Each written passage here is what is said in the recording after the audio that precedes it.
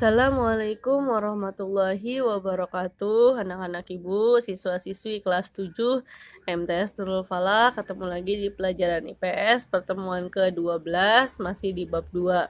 Siapkan bukunya, perhatikan baik-baik. Kita awali kegiatan belajar kita dengan mengucap basmalah. Bismillahirrahmanirrahim. Masih melanjutkan bab 2. Kalau kemarin periodisasi pembagian masa prasejarah berdasarkan arkeologis. Nah, pada pertemuan kali ini kita akan membahas berdasarkan perkembangan kehidupannya. Kehidupan manusia kan selalu berkembang gitu ya, tidak pernah sama. Nah, begitu juga dengan kehidupan manusia pada masa praaksara. Ada yang pertama namanya kehidupan masa berburu dan mengumpulkan makanan. Ini ada 3 tingkatan. Ada tingkat sederhana, nanti ada yang tingkat lanjut. Nah, di masa mengumpulkan makanan tingkat sederhana, jadi ya kerjaannya berburu ya. Habis berburu, makanannya dikumpulin, habis dikumpulin dimakan. Nanti habis berburu lagi, habis berburu makan lagi, sebegitu seterusnya. Berlangsung sejak 2 juta sampai 10.000 tahun yang lalu bersamaan dengan zaman Pleistosen atau zaman tertua. Zaman pada masa ini masih sangat sederhana, hanya mengkonsumsi makanan yang disediakan oleh alam tanpa diolah terlebih dahulu. Jadi kalau makan daging kambing ya udah kambingnya mentah gitu, nggak dimasak dulu. Begitu juga dengan buah-buahan. Nah, kehidupan ekonominya mereka mengumpulkan makanan tingkat sederhana, menggantungkan kehidupannya pada kondisi alam. Jadi lihat alam, ada apa nih di alam gitu ya.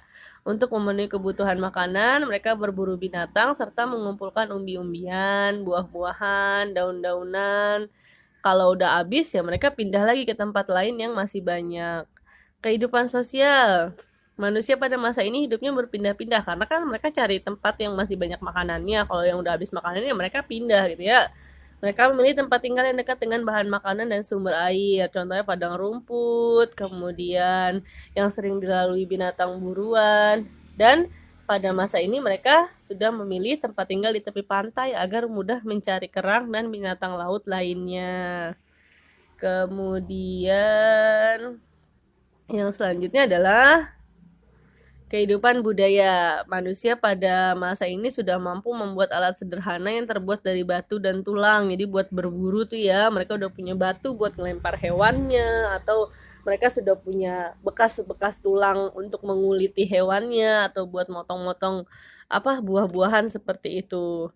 Contohnya adalah kapak perimbas namanya, kapak genggam. Alat dari tulang antara lain sudip, mata tombak, dan belati. Yang kedua, masa berburu dan mengumpulkan makanan tingkat lanjut. Ini sudah tingkat lanjut ya. Pada masa ini mereka sudah mulai hidup menetap, jadi mereka sudah mulai ngerti. Pas lagi makan mangga, biji mangga dilempar, ternyata lama-lama tumbuh lagi pohon mangga baru gitu ya. Setelah mereka mengamati, akhirnya mereka lebih memilih untuk tinggal menetap ya, karena mereka udah tahu, oh ternyata kalau kita habis makan buah-buahan terus dilempar ke tanah, itu bisa tumbuh lagi jadi pohon yang baru, seperti itu. Selain itu, mereka juga sudah mengenal kesenian dengan membuat lukisan di gua-gua tempat tinggal dengan cara menggores dan mengecat. Jadi mereka supaya nandain tempat tinggal mereka itu dikasih tanda di depan di dinding goanya berupa tempelan cat ya. Warnanya masih sederhana yang pasti. Kemudian kehidupan ekonominya, manusia pada masa ini sudah mengenal cara bercocok tanam dengan sistem berladang. Mereka menebangi pohon di hutan, kemudian menanaminya. Setelah beberapa kali digunakan dan dirasa tanahnya udah mulai kurang ya tingkat kesuburannya, mereka akan pindah ke tempat lain. Dan mereka juga sudah memelihara dan mengembangbiakan binatang. Kehidupan sosialnya, mereka manusia memilih melakukan perburuan hewan, menangkap hewan, mencari kerang, mengumpulkan makanan. Tapi sudah mengalami perubahan, sudah hidup menetap. Terus pilih gua yang letaknya cukup tinggi supaya tidak diganggu oleh binatang buas dan tidak kena banjir saat air laut pasang. Ya. Kehidupan budaya, nah itu ada contohnya gambar ceplakan tangan gitu ya, lukisan tangan masyarakat praaksara di Leang Petaker, Maros, Sulawesi Selatan daerahnya gitu ya. Lukisan pada gua meskipun belum mengenal tulisan, mereka mampu membuat karya seni berupa lukisan tangan pada dinding gua. Lukisan pada dinding gua menandakan berkembangnya kepercayaan pada masa itu. Misalnya lukisan cap tangan dengan latar belakang warna merah, artinya kekuatan perlindungan untuk mencegah roh jahat. Jadi kalau merah tuh biar nggak ada yang nakut-nakutin gitu ya. Cap tangan yang jarinya tidak lengkap dianggap sebagai tanda berkabung. Misalnya tadinya mereka satu kelompok, kan hidupnya berkelompok ya, misalnya berkelompok 5 orang, tapi gambar tangannya 4, tandanya satu udah mati temennya gitu ya. Pada masa ini kemampuan manusia dalam membuat alat atau perkakas juga mengalami kemajuan. Sudah lebih halus ya, mereka sudah mengenal bagaimana cara mengasah batu. Antara lain contoh alatnya adalah kapak Sumatera dan tulang sampung. Yang kedua, masa bercocok tanam. Tadi kan masa berburu dan mengumpulkan makanan gitu ya. Nah, ini sekarang masa bercocok tanam. Diperkirakan terjadi pada periode Neolitikum atau zaman batu muda. Saat manusia purba sudah membudidayakan tanaman dan berternak atau yang namanya food producing.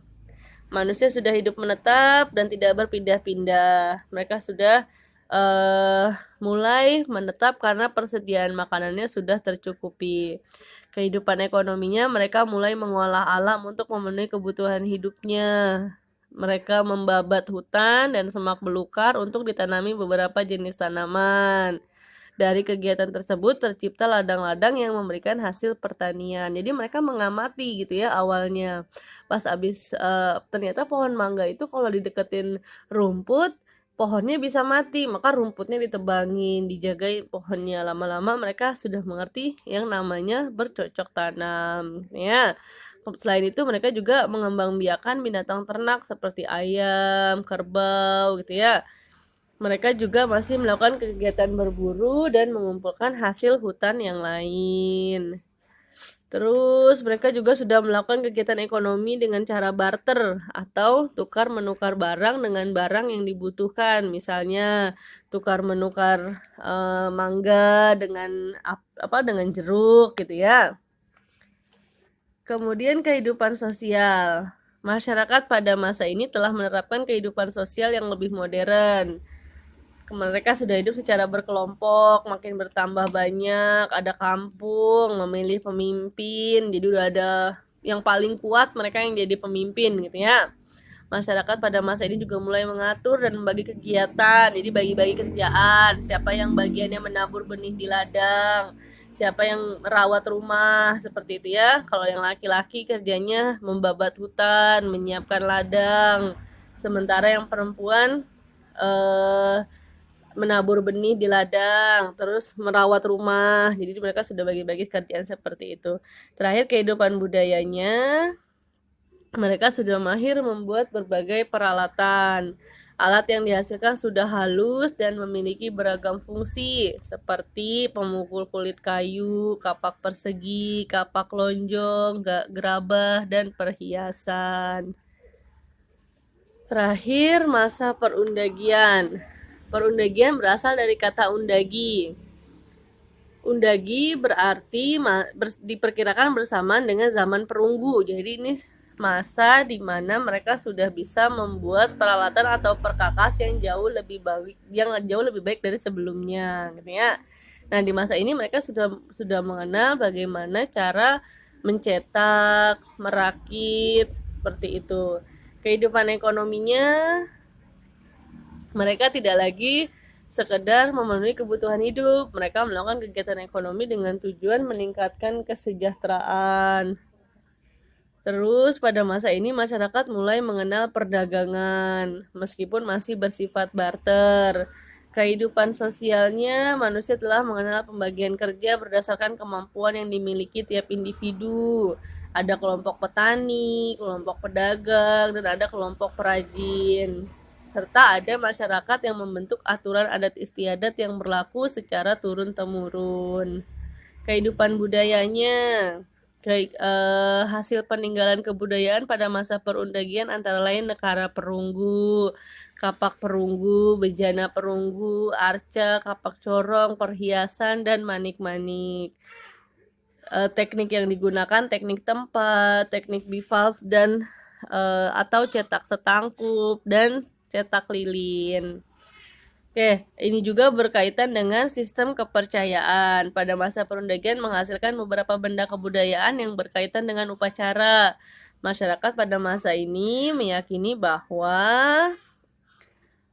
arwah nenek moyang berpengaruh terhadap perjalanan hidup manusia dan masyarakatnya. Makanya mereka harus percaya bahwa arwah nenek moyang harus selalu dihormati dengan melakukan berbagai upacara. Begitu juga dengan orang yang sudah meninggal dunia, terutama orang yang terpandang, misalnya pemimpinnya meninggal dunia gitu ya, atau mempunyai kedudukan tinggi. Nah, maka akan diberi bekal kubur atau diberi sesajen kalau yang kita kenal. Masyarakat akan mengadakan upacara penguburan dengan memberikan bekal kubur yang lengkap. Oke anak-anak ibu, sampai sini dulu ya materi kita pada pertemuan kali ini. Kita lanjut lagi minggu depan. Seperti biasa ada 5 latihan soal yang harus dikerjakan dengan benar. Terima kasih. Assalamualaikum.